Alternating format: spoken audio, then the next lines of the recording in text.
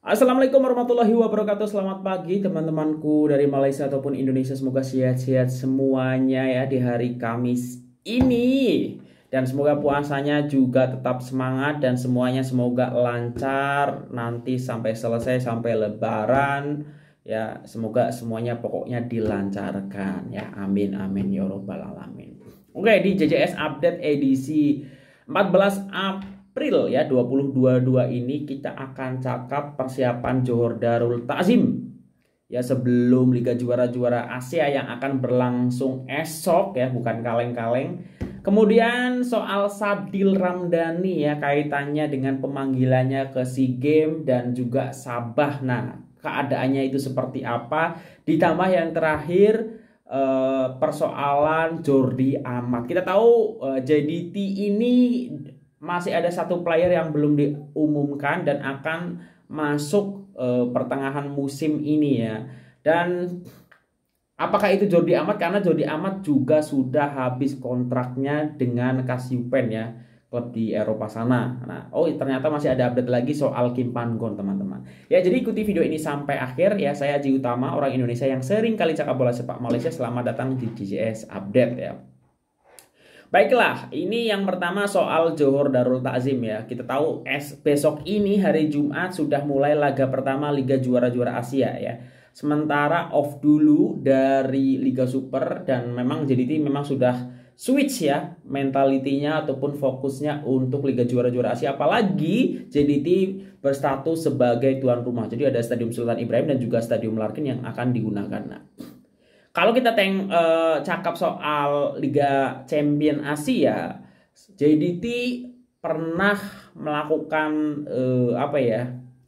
mengalahkan tim-tim besar ya. Misalnya di Stadium Larkin pernah dulu mengalahkan Kashima Antlers, kemudian di Stadium Sultan Ibrahim pernah mengalahkan Suwon Samsung ya.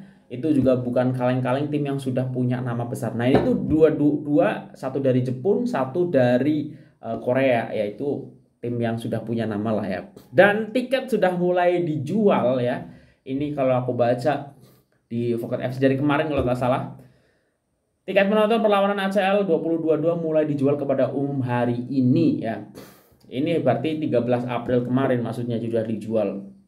Dan nampaknya yang udah vaksin komplit baru bisa join dan udah di atas 12 tahun. Nah, mungkin teman-teman yang punya kesempatan menonton selamat menyaksikan. Menurut aku sih kalau aku dekat dengan itu aku akan menonton ya, tapi sayang jauh karena ini jarang-jarang Malaysia dalam hal ini Johor jadi tuan rumah dan ini kesempatan ya, siapa tahu jadi di musim ini bisa cetak rekor untuk lolos ke fase berikutnya ya. Itu menurut aku akan jadi pengalaman yang menggairahkan, apalagi vibe Stadium Sultan Ibrahim dengan penyokongnya dan kesempatan untuk membantu JDT sebagai player ke-12 untuk lolos untuk memenangkan laga. Karena untuk laga pertama banyak yang cakap ini akan 3 mata untuk JDT karena Guangzhou turunkan skuad U22 ya, tapi sekali lagi juga tak boleh anggap remeh ya. Nah, paling memang masalah dari Johor Darul Ta'zim mungkin Farizal Marlias belum boleh join ya. Kalau ditengok di foto-foto latihannya JDT ini nampak belum ada sosok Farizal Marlias yang kita tahu memang sudah pulih ya, tapi sedang mungkin recovery ya. Mungkin tetap yang akan dipakai adalah di perlawanan esok adalah Hasik Nazli ya. Kita tunggu ya. Ini cobaan juga sebenarnya ya. Tapi kalau misalnya JDT bisa menerapkan game plan-nya, mungkin Hasik Nazli ini tidak akan bekerja keras khususnya untuk melawan Guangzhou ya. Kalau melawan tim yang lain mungkin agak berat ya. Dan ini juga menarik, skema apa yang nanti akan digunakan oleh Benjamin Mora. Apakah model 3 back yang boleh dipakai di Liga Super atau akan kembali ke formasi lama yaitu 4-3-3 ya. Ini menarik. Tapi prediksi aku tetap akan menggunakan 3 back untuk melawan Guangzhou. Mungkin ada improve ketika melawan tim lain atau mungkin malah tetap sama ya. Menurut teman-teman seperti apa, tulis di kolom komentar. Ya menarik ya. Jadi jam 4 sore waktu Malaysia itu untuk big match antara Kawasaki Frontale dan juga Ulsan Hyundai. Malamnya jam 9 itu JDT ya versus Guangzhou. Kalau Indonesia jam 8 malam ya. Ini kalau di Malaysia nanti akan disiarkan oleh Astro 2 ya kalau aku tak salah ya. Nah, pokoknya itu aku usahakan juga kalau ada kesempatan bisa akses, aku akan nonton perlawanan tersebut ya. Karena kemungkinan JDT bisa mengalahkan Guangzhou FC ya, bukan Evergrande. Itu terkait persiapan dari Johor Darul Ta'zim. Nah, selanjutnya ini aku mau cakap soal Sadil Ramdhani ya. Kita tahu sekarang kan mendekati SEA Games ya. Nah, ini kalau aku baca di Vokat FC ataupun ada beberapa media sukan Indonesia banyak ya. PSSI mau berjumpa FAM harap Sabah lepaskan Sadil Ramdhani ya. Oke, PSSI mengumumkan senarai 29 pemain dipanggil oleh Sintayong yang bagi menyertai kamp latihan pusat menjelang saingan sukan SEA Games, dan Sadil menjadi salah satu pemain yang beraksi di luar negara yang dipanggil selain Elkan Bagot, Asnawi, Mangku Alam, Pratama Arhan, Egy Maulana Fikri dan juga Witan Sulaiman. Akan tetapi Sabah tidak melepaskan Sadil untuk beraksi di Hanoi karena menganggap Temasya Dwi Tahunan itu tidak termasuk dalam kalender FIFA dan mahu pemain sayap itu membantu Sabah dalam saingan Liga Malaysia. Kami akan usaha perkara ini. Kalau ada rujukan, saya akan berkomunikasi dengan FAM. Saya lakukan ini untuk membantu Sadil. Ada pemain Malaysia yang diizinkan untuk beraksi di sukan SEA Games, maka akan ada peluang untuk Sadil karena pemain negara jiran diizinkan, kata Iriawan. Sadil Ramdhani setakat ini telah beraksi dalam 3 perlawanan Liga Super bersama Sabah dan menjaringkan 1 gol. Pemain berusia 23 tahun ini turut menjadi pilihan ketua jurulatih Datuk Ong Kim Swee untuk mengisi posisi sayap kanan. Oke.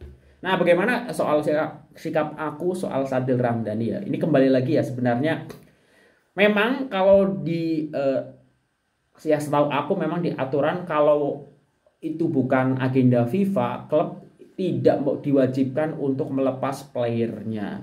Nah, ini kan bukan kalender FIFA, memang SEA Games ya. Tapi kalau aku sih jujur, kalau misalnya memang diperbolehkan ya silakanlah Sadil untuk untuk diizinkan main untuk SEA Games ya. Ini sebenarnya yang aku tak tahu ini adalah, ini kan Sadil sebenarnya kita tahu sempat ramai juga ketika ada penawaran dari Eropa ya, tetapi Sabah tidak mau melepas ya, karena memang tidak ada hitam di atas putihnya klausul yang jelas. Jadi hanya ada, yang aku tahu tuh dulu hanya ada klausul lisan tapi tidak tertulis. Jadi yang kuat itu ya dasarnya tertulis. Nah, ini kembali lagi di kontraknya itu berbunyinya seperti apa? Apakah memang ada klausul misalnya dapat panggilan timnas yang memang bukan agenda FIFA, itu misalnya kayak SEA Games itu harus dilepas atau tidak, atau memang tidak di kontrak itu tidak ada. Kalau misalnya di kontrak tidak ada ya tentu saja akan sulit ya untuk Sabah melepas Sadil ya. Karena ya tadi bukan agenda FIFA, ditambah Sabah kita tahu sekarang berada di papan atas Liga Super Malaysia ya. Sekarang hanya terpaut 3 mata dari Johor Darul Ta'zim ya. Tentu saja kehilangan sosok Sadil ini sangat berpengaruh ya. Apalagi Sadil ini hampir selalu menjadi starter dan sudah punya kontribusi yang cukup positif ya. Aksi-aksi dari Sadil di beberapa perlawanan sebelum. Jadi tentu saja Sabah akan berpikir panjang kalau mau melepas Sadil ke SEA Games ya. Sekali lagi, kalau aku pribadi pengennya sih diizinkan, tetapi aku juga menghargai keputusan Sabah misalnya tidak melepas Sadil, karena itu hak dari Sabah juga ya, apabila memang tak mau melepas untuk SEA Games. Sekali lagi tidak diwajibkan klub melepas ya, kecuali memang itu antara Sadil dan klub sudah tertuang di dalam kontrak bahwasanya ketika Sadil dipanggil oleh tim nasional, entah itu yang FIFA ataupun bukan FIFA Matchday, misalnya macam SEA Games ini, itu harus dibolehkan ya. Tapi kan aku tak tahu isi kontraknya itu macam mana. Nah, terlepas itu semua, apapun keputusannya ya ini harus bisa diterima ya. Misalnya tadi diizinkan ya memang juga tak ada kewajiban, misalnya memang tidak ada dalam kontrak ya. Tapi kalau misalnya diizinkan ya kita harus apresiasi juga untuk Sabah gitu. Jadi apapun ya itu tak jadi soal lah menurut aku ya. Itu soal Sadil Ramdhani ya, kita tunggu saja nanti hasilnya seperti apa, karena kan sudah menjelang ya SEA Games ini berlangsung. Nah, selanjutnya ini soal Jordi Amat teman-teman. Nah, jadi kan kita tahu ya JDT ini, aku juga sempat banyak bikin video yang menduga bahwa salah satu player yang akan didatangkan oleh JDT ini adalah Jordi Amat ya. Dan itu sempat tidak terjawab ya, tapi masih ada potensi satu player yang belum dikenalkan oleh JDT ataupun Tunku Mahkota Johor ya.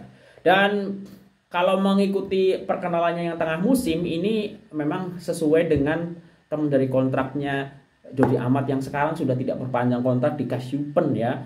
Dan kalau media-media Indonesia itu memang cakap bahwa merujuk dari interview media di sana ya, bahwa Jordi Amat ini ex player dari Swansea, player dari Spanyol bawah 21 ya, ini akan bermain di Indonesia ya. Banyak yang mengkaitkan dengan Bali United, Trans Cilegon dan juga Persib Bandung ya. Tetapi dibantah oleh salah satu exco PSSI yang mengurus proses naturalisasi dari Jordi Amat bahwa maksudnya bermain di Indonesia itu bermain untuk timnas gitu.